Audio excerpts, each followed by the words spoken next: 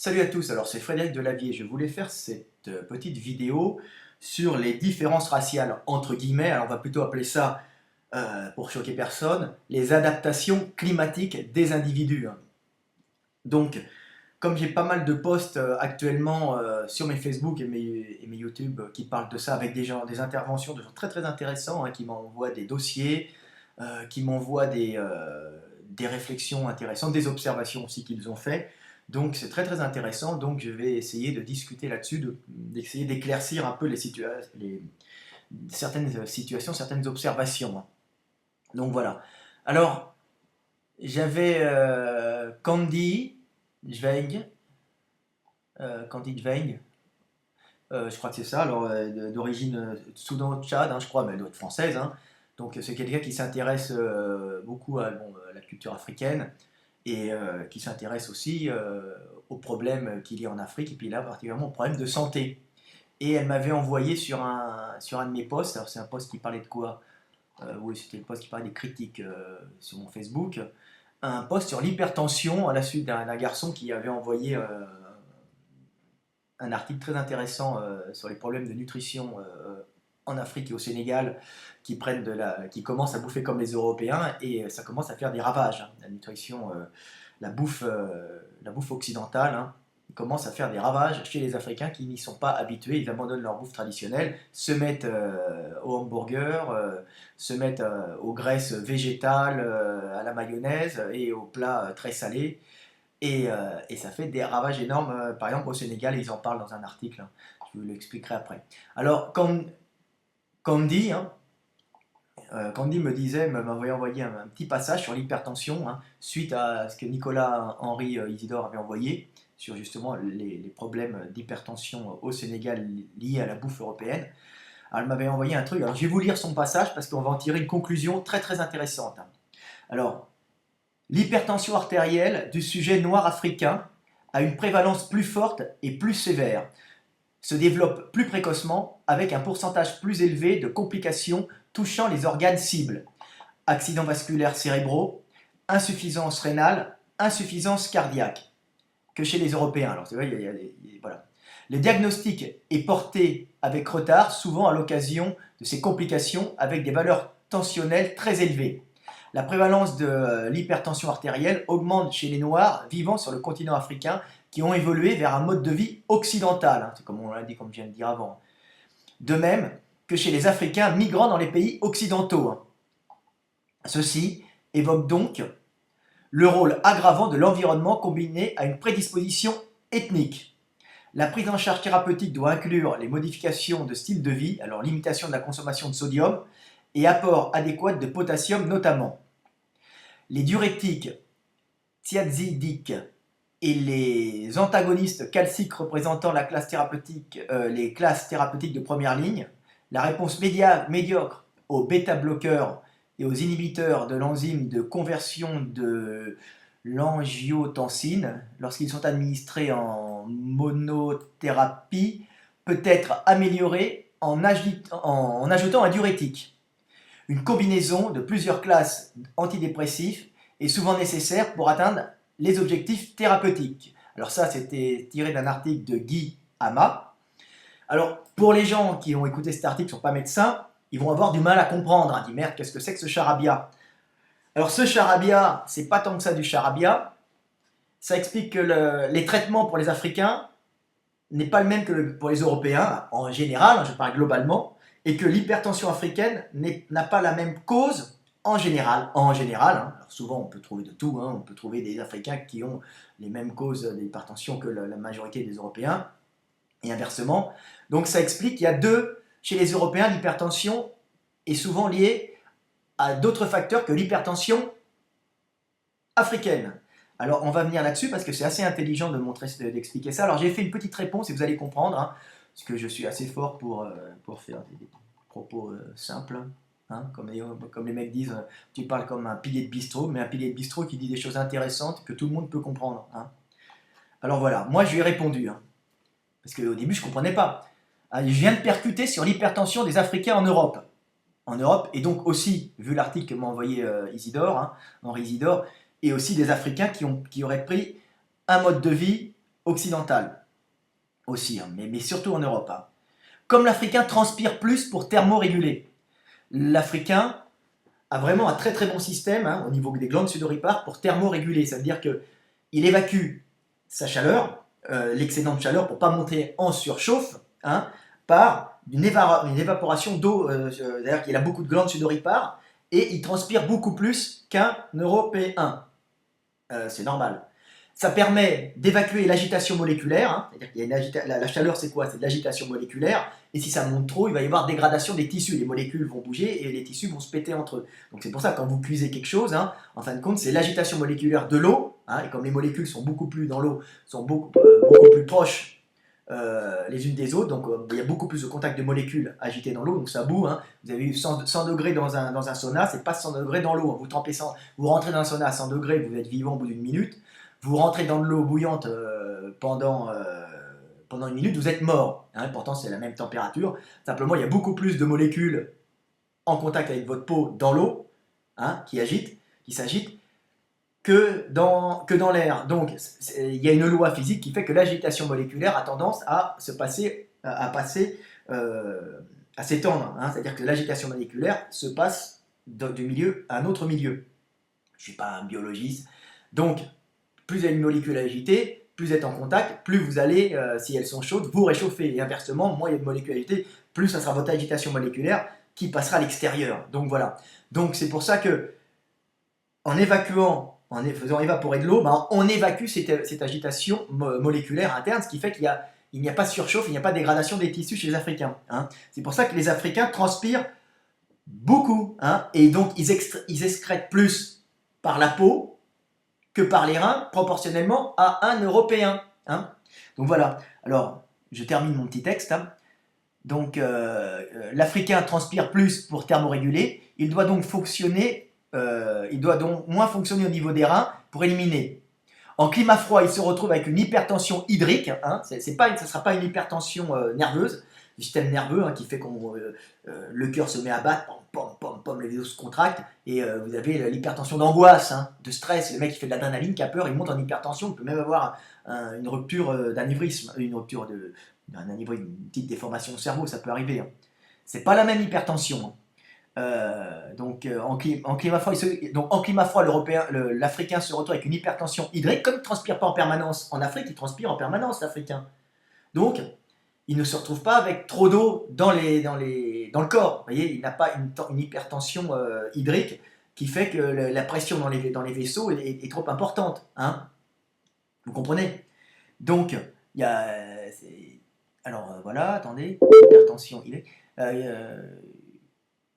Qui fait péter les vaisseaux. Alors il faut rajouter sa mauvaise métabolisation des graisses. Hein, comme je l'ai dit dans une autre vidéo, les Africains ne sont pas faits pour bouffer du gras. À la base, ils bouffent du sucre et de la viande, vu que les animaux ne sont pas très gras. Hein, donc ils cuisent en général en friture pour éviter les bactéries.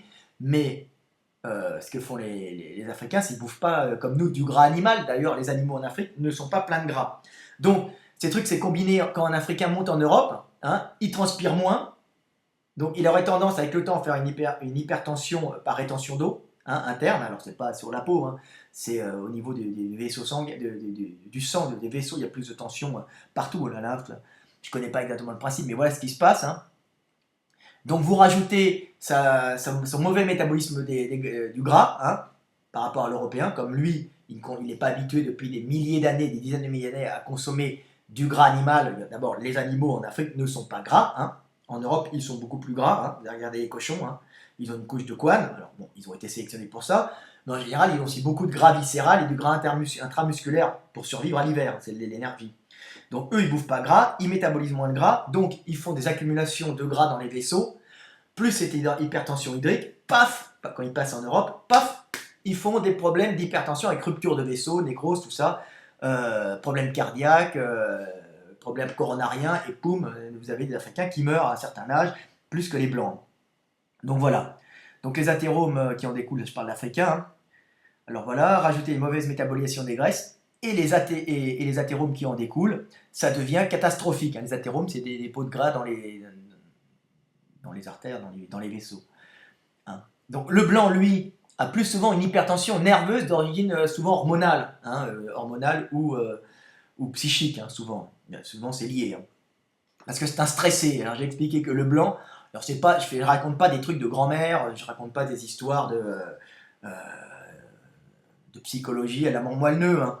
Comme vous avez vu mes vidéos, l'Européen est angoissé parce qu'il a l'hiver, et ça a été les individus les plus angoissés et les plus, qui se projetaient le plus dans l'avenir, qui ont survécu pendant des milliers d'années. Hein. C'est pour ça que l'Européen est calculateur et ingénieux. Hein. Ingénieux, au terme ingénieux, capable de se projeter dans l'avenir, capable de faire des calculs pour justement, son combat c'est l'hiver. Hein. Mais c'est un angoissé. Du coup, l'Européen, quand il a une hypertension, alors il peut avoir une hypertension due à la sale bouffe, parce qu'actuellement, la bouffe industrielle, je ne vais pas cracher dessus, hein, mais ça fait des ravages énormes. Ça fait des énormes avantages, mais maintenant des ravages énormes. Donc voilà, donc il est en suralimentation l'Européen maintenant, et avec de la sale bouffe, de la sale gras, de la sale graisse, hein, des graisses cuites, des graisses de mauvaise qualité qui font qu'il lui aussi commence à avoir des problèmes artériels. Mais il a aussi ce stress d'angoisse, et on s'aperçoit que chez les Européens, alors on prend des bêta-bloquants, on prend des trucs qui font baisser chez les Européens l'hypertension, hein, et on s'aperçoit dans le texte qui était avant, que m'avait envoyé Candy, que les Européens réagissent mieux, hein, sur certains traitements pour l'hypertension, qui sont des traitements qui font baisser la tension nerveuse. Hein, hein, alors que l'Africain, lui, aurait tendance à plus, sur les traitements, alors je ne suis pas médecin, mais après il faut voir d'où vient l'hypertension, aurait tendance à avoir une hypertension d'origine hydrique, donc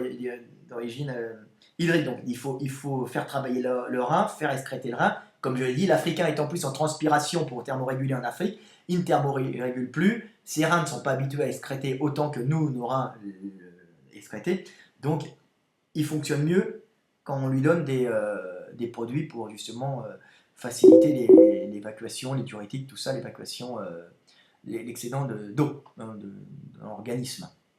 Donc voilà, donc j'ai terminé un peu. Alors j'ai dit, bon, alors lui, merci Candy. Candy me disait, bah, elle était Tchad-Soudan, Candy. Donc vraiment, elle m'a envoyé des super articles très très intéressants. Donc on comprend que l'hypertension africaine est liée justement à des adaptations climatiques. En Afrique, cette hypertension, il n'y en a pas tant que ça. Hein, il n'y en a pas tant que ça avant l'arrivée du sodium, avant l'arrivée des produits européens, des mauvaises graisses. Il n'y en avait pas tant que ça parce qu'ils avaient une morphologie, un système, un système biologique, hein, leur système de régulation qui est adapté à un climat très chaud. Donc on transpire beaucoup, on excrète moins par les reins. Hein. Quand on arrive en Europe, on transpire moins et on se fait d'autres problèmes, et en plus on métabolise moins le gras. Vous voyez le problème typique des Africains quand ils montent. Non mais c'est très intéressant. Hein.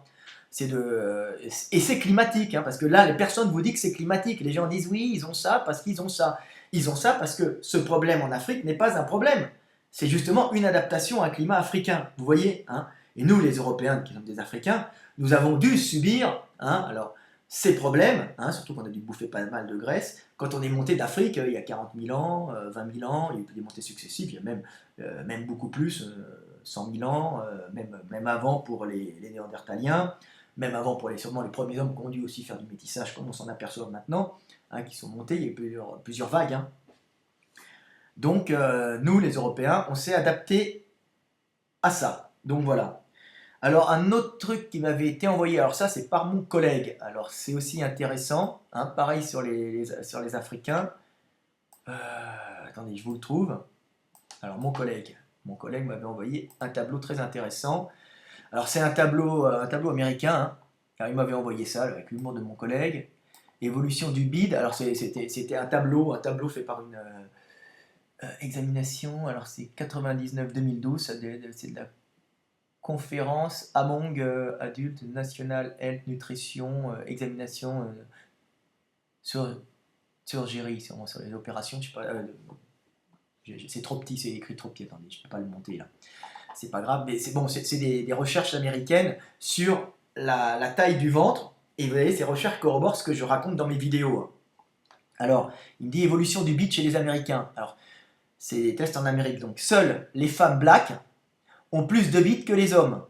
Ce qui rejoint l'étude précédente, c'est ce qu'il me dit, c'est mon collaborateur avec qui j'ai écrit des livres, c'est Michael Degundil, avec qui j'écris des livres maintenant pour les États-Unis.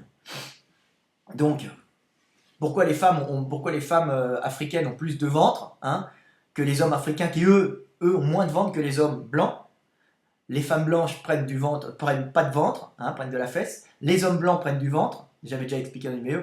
Mais les femmes africaines ont tendance, elles, à prendre plus de ventre que les hommes et que les femmes, que les hommes africains et que les femmes européennes.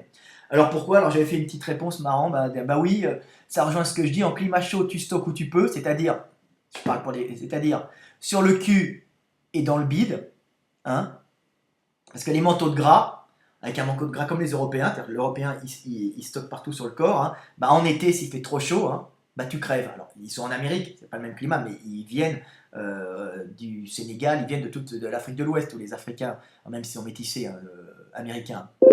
Donc voilà, c'est des alors donc c'est pour pour l'Européen. Alors la femme black fait uniquement des réserves. Alors je dis la femme black, c'est parce qu'on parle comme ça. La femme africaine, hein, fait uniquement des réserves de gras pour bébé. Hein. Elle fait pas des réserves de gras pour passer l'hiver. Où il y a dans certaines régions désertiques, elles font des réserves de gras pour aussi. Et les hommes africains font aussi quelques réserves de gras, hein, quand il y a des pénuries, surtout dans les zones désertiques. Hein. Je regardais les petits Bushman. Il y avait une émission là sur Oxygen Network, je crois. Là, je suis en Hongrie. Hein. Et puis on les voyait chasser. Alors ils étaient tout nus avec juste un string. Puis on voyait les mecs qui s'accroupissaient, ils sont tout secs et avec le cul gras. Les Bushman, hein. C'est marrant. Alors leurs femmes, elles doivent avoir un cul comme ça parce que eux subissent des pénuries. Alors c'est pas uniquement pour nourrir bébé, c'est aussi pour passer en cas de période où on ne trouve pas de nourriture. Hein. Donc on peut puiser dans ces régions désertiques à ce moment-là sur sa réserve de gras. Alors qu'en Afrique de l'Ouest, hein, donc Sénégal, tout ça, il n'y a que les femmes qui vont faire des réserves de gras, hein, pour nourrir bébé à un certain moment, alors que les hommes, eux, sont tout secs. C'est des climats très riches où, comme je dis tout le temps, on tend le bras, on a une banane, on se baisse, on a un igname. Hein, et puis on mange la poule qui se balade dans le village. Parce que c'est très riche, et comme je l'ai expliqué, c'est au niveau calorique, c'est sous l'équateur, donc c'est ce qui reçoit le plus de photons, d'énergie solaire en permanence. Donc en plus c'est humide avec la mer, les vents qui ramènent des précipitations, ça pluie, ça revient, il y a des rivières, donc il n'y a pas de manque, ça fait des grands balaises, il n'y a pas de sélection sur les petits, tout sec, les mecs, hein, et les nanas, des belles nanas avec un cul un peu gras, hein, pour nourrir bébé et stocker uniquement sur le gras. Alors les africaines, on voit qu'elles stockent quand elles bouffent comme les européennes maintenant, avec une bouffe industrielle, hein, les chips à l'américaine, du hamburger, de la graisse cuite, c'est pas top. Hein. Donc elles vont faire du gras, mais elles vont faire du gras sur les fesses et elles en font où aussi? Elles en font aussi dans le ventre. Hein. Alors que l'européenne n'en fait pas dans le ventre. Hein. Donc l'européenne ne fait pas du gras dans le ventre en général, parce que leur bébé, la femme africaine aussi, mais les africaines ne font pas de gras sous-cutané. Hein. Ils sont très secs, ils stockent en localisé. Donc elle va d'abord choper sur la fesse, et ensuite quand la fesse est remplie, et comme on dit, quand la fesse est remplie parce qu'elle a bouffé comme une vache de la bouffe de merde, et elle va stocker où elle peut, elle va stocker dans les viscères comme les mecs. Hein. Alors que l'européenne, elle va stocker où? Elle va stocker sur tout le corps, hein, un peu sur les fesses, hein, les femmes européennes, et après sur tout le corps, et elle n'a pas besoin de stocker dans les viscères puisque ça va prendre d'abord comme bibendum sur tout le corps. Voilà, parce qu'il ne fait pas chaud. Et elle, c'est une adaptation au froid, donc un manteau de gras, c'est bon pour passer l'hiver, tu stockes partout, c'est facile à porter, et en plus, tu te refroidis pas l'hiver. Alors que l'africaine, si elle avait un manteau de gras, elle monterait en surchauffe, hein, comme j'ai expliqué, et elle crèverait. Donc, localisation sur les fesses chez l'africaine, quand les fesses sont pleines, c'est le bide qui prend. Alors que l'européenne n'a pas beaucoup de gras dans le bide, et elle va d'abord prendre sur le cul, à l'arrière des bras, un peu, hein, et après, elle va se remplir comme un bibendum sur tout le corps. Hein, ça, c'est l'européenne, alors que l'africaine, c'est un gros cul avec un gros ventre, hein, interne, le gras. Un peu externe et interne. Donc voilà, alors, c'est ce que j'ai dit. Alors par contre, les Africains, eux, les mecs, eux, ne prennent pas trop de gras. Hein, et ce sont plutôt les mecs européens qui ont tendance à prendre du gras. Alors, il ne faut pas confondre, alors, un truc... on parle souvent en France d'endomorphes, mésomorphes avec Sheldon. Alors ce sont des trucs qui sont plus ou moins vrais. C'est pas totalement faux, c'est adapté aux Européens. c'est vrai que les mecs qui prennent du gras en Europe, hein, les mecs qui sont gras en Europe, auraient tendance, on les appelle les endomorphes, auraient tendance à avoir un métabolisme lent. Hein. Donc, comme ils ont un métabolisme lent, ils ne craignent pas beaucoup de calories. Mais les Africains, eux, c'est là où il faut, c'est là où il faut faire la nuance dans Sheldon. Tout le monde connaît les morphotypes. Hein. C'est que les Africains peuvent avoir un métabolisme lent sans avoir de gras sur la peau, sans avoir de récepteurs de gras sur la peau. Ils ne stockeront pas, ils resteront secs tout en ayant un métabolisme lent. Pourquoi? Bah parce qu'ils n'ont pas de gras, c'est tout. Donc ils seront rassasiés, ils marchent à l'économie, mais ils ne stockent pas de gras. Hein. Donc on peut pas stocker, s'ils n'ont pas de cellules graisseuses, ils ne vont pas stocker de gras. Donc ils vont arrêter de bouffer ou ils vont chier et ils vont éjecter leur excès de calories en faisant caca, tout ça. Donc voilà. Donc ça, c'est important à savoir. C'est-à-dire qu'on peut être métabolisme lent, sec, c'est souvent les Africains, hein, et en Europe, un métabolisme lent, c'est un peu grave parce que ça va faire du stockage. Parce que nous, les Européens, on stocke très vite. Ah oui, parce qu'on a l'hiver à affronter. Hein. Alors ça, c'est plus valable pour les Africains de l'Ouest, comme j'ai dit dans une autre vidéo, et à l'Est, c'est moins. Il y a des famines, donc les mecs stockent aussi un peu dans les muscles, sur les fesses, tout ça. À l'Est. Hein. Mais à l'Ouest, hein, tous ces gens d'Afrique de l'Ouest, hein, ces subsahariens de l'Ouest, euh, eux, ils sont secs et ils ne stockent pas de gras. Hein, voilà. Donc, où est-ce que je voulais en venir? Parce que des fois, je perds un peu les pédales. Donc voilà. Donc, voilà. Donc l'Africain métabolisme peut avoir un métabolisme lent sans être gras. Oui, l'Européen, donc lui, il stocke vite, mais il restitue plus vite aussi l'énergie qu'il a stockée. Il est fait pour stocker, restituer, stocker, restituer. Le problème maintenant, c'est qu'il y a des supermarchés partout, il y a une bouffe industrielle, il y a beaucoup de nourriture, il y a trop de calories, pas assez de vitamines, pas assez d'oligo-éléments, parce que c'est industriel, les sols sont pauvres, mais on sort beaucoup de calories. Hein. Donc calories, on grossit, on mange, on peut brûler, on stocke du gras, mais maintenant, comme on fait plus de sport et le mode de vie a changé, on travaille plus au champ, on est un employé du tertiaire, hein, on est là derrière son ordinateur, ou bien le seul truc qu'on va faire, c'est porter le café à son patron, ou bien, j'exagère, ou bien le cul, ou bien conducteur de bus toute la journée sur un bus. C'est pas un truc qui vous fait dépenser beaucoup d'énergie, donc on grossit alors qu'avant on avait une activité plus intense. Et comme l'Européen est fait pour stocker rapidement, plus rapidement que l'Africain, parce que l'Africain stocke beaucoup plus lentement, mais restituer aussi plus facilement. Donc nous on faisait le yo-yo, l'hiver, on stockait avant l'hiver comme des ours, et quand il n'y avait plus de bouffe l'hiver, on restituait à la fin notre bouffe, ce que ne fait pas l'Africain. Voilà, donc vous voyez un peu la différence. Hein. Donc voilà. Alors c'était pour arriver à un autre truc que m'a envoyé. Alors là, ça m'a été envoyé par qui? Je cherche. J'ai mon YouTube. Il est où mon YouTube? Ah, voilà. Sur mon YouTube, hein, je vous cherche. Très bonne question qui avait été envoyée. C'est pourquoi les Africains. Alors pourquoi les Noirs sont moins bons en natation? Hein, alors il m'avait envoyé un très très bon article là-dessus. Mais qui à la fin était un peu boboisant, donc qui était bien pensant à la fin, quand il tirait pas les bonnes conclusions. Alors il disait que les Africains, alors tout le monde sait que les Africains, on dit les Africains flottent moins. Alors effectivement, ils ont fait des études. Les Africains, en général, flottent moins. Pourquoi? Bah parce qu'ils sont moins gras, hein, c'est normal. Comme ils sont moins gras, bah, ils ont plus d'efforts à fournir quand ils sont dans l'eau, donc c'est beaucoup moins agréable pour un Africain d'être dans l'eau. Ils ont une moins bonne flottaison. En plus, comme ils ont un métabolisme plus lent, ils s'en sont aperçus. L'Africain a un métabolisme souvent plus lent, hein, que l'Européen. Même s'il ne stocke pas, il a un métabolisme plus lent.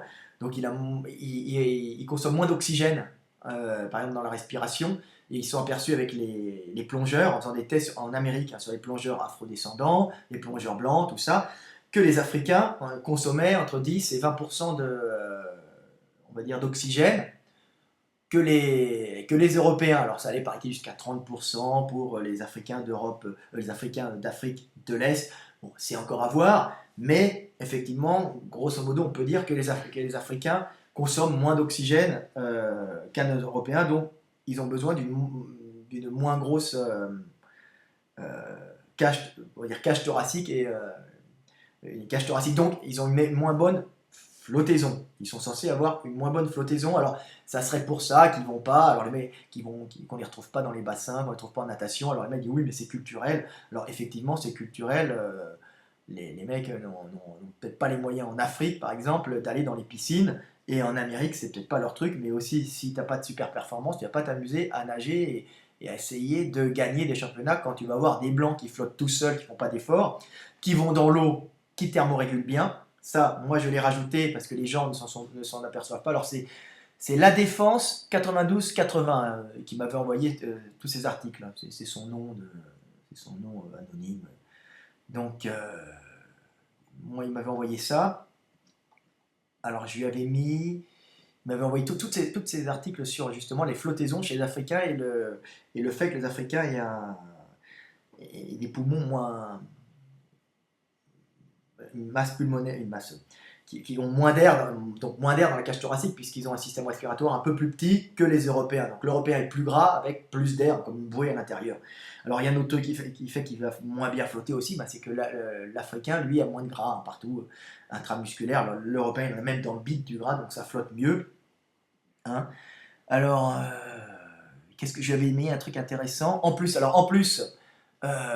les Africains ont une moins bonne résistance au refroidissement. Hein, et dans l'eau, comme dans l'eau, il y a plus de molécules en contact avec la peau, ils se refroidissent beaucoup plus vite, sûrement. Et ça doit être beaucoup moins agréable de nager. Et ils doivent justement nager moins longtemps à cause de ça, parce que la thermorégulation se fait moins bien que chez les Européens, parce que de l'eau à 20 degrés, 22 degrés, c'est comme si vous étiez dehors tout nu à 15 degrés. Hein. Et les Africains, ils ne sont pas faits pour ça, niveau échange thermique. Ça veut dire que vous allez vite passer votre agitation moléculaire à l'extérieur, vous allez avoir un refroidissement, une dépense de calories importante et vous allez vous fatiguer. Donc, le problème de l'Africain, c'est quand il passe dans l'eau, il se refroidit beaucoup plus vite. Il n'a pas de système de thermorégulation comme les Européens qui fait que l'Européen, il contracte des vasoconstrictions sporadiques, qui fait qu'il y a une meilleure irrigation. Hein, au froid, il résiste mieux, il irrigue mieux les muscles. Donc les muscles sont plus aptes à travailler. L'Africain, il va vite s'engourdir normalement. Hein, et il ne peut pas mettre un manteau, il ne peut pas mettre une crème chauffante comme les footballeurs qui sont africains, d'origine africaine, qui sont en Europe. Donc dans l'eau, déjà, il va avoir des problèmes. Ça ne va pas être top. Hein, surtout si c'est un mec. Donc déjà, c'est pas top aussi. Hein. Donc voilà, donc il peut faire des crampes. Et, il peut avoir des problèmes, des mauvais échanges nutritionnels parce que justement il a une moins bonne résistance au froid, donc de moins bons échanges, une moins bonne thermorégulation, une moins bonne irrigation. Il n'a pas ce système de contraction de l'Européen qui fait qu'il y a une réaction au froid des vaisseaux sanguins et même musculaires. Voilà. Donc voilà, à peu près, je ne suis pas un spécialiste en physiologie, mais voilà à peu près ce qui se passe chez les Européens. Alors, paradoxalement, on retrouve quelques femmes africaines, je lui ai mis, d'origine africaine, qui commencent à être performantes en natation, parce que même si elles ont ces problèmes d'adaptation dans l'eau froide, de problèmes de réaction à l'eau, elles peuvent compenser, par un physique en général plus musculaire que les femmes européennes, en général, donc ça compense déjà, même si elles ont un moins bon rendement musculaire, alors que l'Africain, on va trouver des mecs costauds en Europe, et des mecs costauds en Afrique, mais la femme en général africaine est assez musculaire. Donc, elle doit avoir un taux de testo plus élevé, je ne sais pas, il faudrait que je demande à mon collègue. Et elle compense aussi, comme les femmes africaines, comme on l'a vu dans le test, les études sur le gras, ont tendance à être plus gras, à stocker du gras dans le ventre, plus que les femmes européennes qui, elles, stockent sur la peau et sur la fesse. Elles ont quand même une possibilité de flottaison plus importante. Donc, elles ont un panicule adipeux graisseux sur le cul, elles stockent en localisation, donc ça remonte la fesse quand elles nagent, et aussi dans le ventre un peu, ce qui fait qu'elles vont quand même avoir une meilleure flottabilité que les mecs africains. Donc c'est pour ça qu'on commence à voir à haut niveau des championnes africaines. Alors ça devient culturel, parce que ça devient agréable de gagner, c'est tout le temps mieux de gagner que de perdre. Alors on dit que la culture, on dit que oui, mais s'ils font pas ça, c'est la culture, et je dirais aussi que c'est plus sympa de gagner que de perdre, donc quand vous pouvez gagner dans un sport, vous y allez plus facilement que si vous perdez. Et puis la culture est fonction aussi de la morphologie. Comme je dis tout le temps, les gens ils vont dire oui, il y a la morphologie, c'est pas vrai, tout le monde est pareil, mais aussi ça c'est surtout culturel. La culture dépend aussi de la morphologie. Un Européen en plein soleil, l'été, il va pas faire des danses toutes nues. Lui, il va mettre des habits traditionnels et puis faire des danses à 5-6 organisées, alors que l'Africain, l'été, on voit encore des tribus tout nus au soleil, en train de danser, c'est sa culture, et nous, c'est notre culture, habillée avec un chapeau, machin, un grand pullover, ou un... Oui, vous avez vu les danses folkloriques européennes, bah, c'est pas une danse folklorique africaine. Un Européen voudrait faire de la danse folklorique africaine tout nu avec un pagne, la journée, bah, il finirait, déjà, il n'a pas le même bassin, il ne bouge pas de la même façon, et puis il finirait rouge comme une écrevisse qu'on a montée dans l'eau, puis il ferait une insolation. Vous voyez, donc, la culture est aussi fonction de la morphologie. Il faut arrêter les conneries boboisantes, hein, la bien-pensance de gauche, hein, de gauche, ils ne sont pas de gauche, mais c'est de la bien-pensance débile. Hein.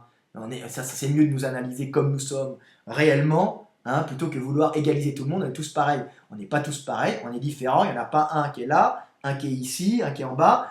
On est différents, on est adapté à des climats, c'est tout. Il faut arrêter les conneries, et toutes mes vidéos n'ont qu'un seul but, apprendre aux gens à se connaître. Quand on se connaît, on se gère mieux, et quand on se gère mieux, on peut réaliser ce qu'on veut dans la vie. Hein. C'est simple. Hein. C'est tout simple. Utilisez vos qualités et essayez de minimiser vos défauts ou de les combler un peu, sachant que vous ne pourrez pas forcément atteindre les performances de tel individu ou de tel autre, mais que vous serez meilleur dans un domaine. Donc, un homme intelligent, c'est un homme qui utilise ses qualités, qui a du recul sur lui, sur ses qualités et ses défauts, et c'est comme ça qu'il peut aller loin, c'est tout. Donc, les bobos gauchistes, c'est une... d'ailleurs, on en verra de moins en moins maintenant. C'est le temps de l'ouverture d'esprit. Hein. Comme je dis, le nouvel homme du nouvel ordre. Il aura un recul sur lui. Bon ben voilà, j'espère que j'ai tout dit. J'espère que vous avez appris des trucs, c'est tout le temps un peu long, il y a des redites, vous me connaissez, hein, c'est Fred Delavier, mais j'espère que vous avez appris des trucs sur l'hypertension en Afrique. Ah, juste un petit truc, oui, avec la bouffe, oui, c'était les mecs qui parlaient des bouillons. Alors l'Africain, actuellement, il aime bien manger salé. C'est normal qu'il aime manger salé, parce que en climat chaud, on a tendance des fois trop transpirer, perdre trop de sels minéraux. Mais là, ça devient de l'excès, puis les Européens ont bien compris, ils leur balancent des bouillons magie. Alors c'est pas magie, mais c'est des bouillons. Les mecs mettent ça dans leur soupe. Ils sont un peu addicts comment ça s'appelle, au sel. Alors c'est normal parce qu'il faut conserver l'eau. Hein. En Afrique, on conserve l'eau parce qu'il fait très chaud. Mais en Europe, s'ils conservent trop d'eau, ils montent en hypertension. Donc voilà, il y a un problème avec les bouffes européennes qui sont importées. Et on voit une addiction au bouillon, hein, au petit style Knorr, tout ça. Alors il y a plein d'importateurs, il doit y avoir des Chinois qui sont mis là-dedans. Et on voit au Sénégal une addiction au bouillon, hein, qui crée de l'hypertension, hein, et à la bouffe salée. Voilà. Salut, c'était Fred Delavier. À bientôt.